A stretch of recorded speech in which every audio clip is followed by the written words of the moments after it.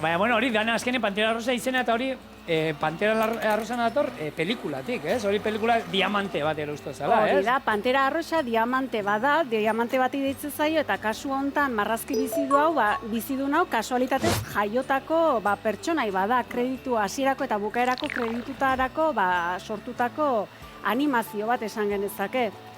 Bueno, nik hemen, segundu bat, jaione, zuringoai botako diot azukre erdia eta gorringoai beste erdia. Hemen jarriko ditut zuringoak arrotzen, eta gero, bestaldetik, hemen ingo duana vainilla pixkatekin eta azukreakin, gorringoak arrotu ingo ditut. Gero botako diot ekilore olioa eta esnea, eta gero bukaeran irina eta legambia. Eta gero, hau, hemengo masa, hemengoakin astuko du. Ulertuta, ezta? Bueno, azaldu. Eta, bueno, pertsonaiakin jarraituko dugu, Pantera Rosan pertsonaiakin kontutan izan, pertsonai hau ere bai, oso deigarri izan zen, eta momentu hortan, laburmetrai bat, animazionekin laburmetrai bat intzen, eta Oscar sari bat jasozun. Zuek ikusi zanen duzuen magi bat aldiz, ezta? Pantera Rosa, eta, bueno, bere izaerako nortasun horren ezaugarri batzuk zien, oso adimentsu ezela, azkarra. Zer gehiago, zuk ez zinon ikusten edo?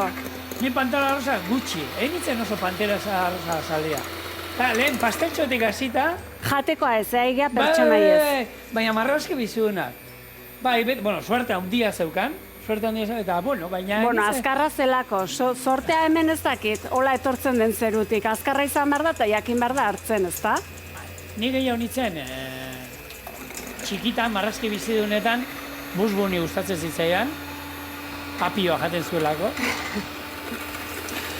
Baina humoretsua eta hori, baina Pantera Rosa enuen gehiagi ikusten.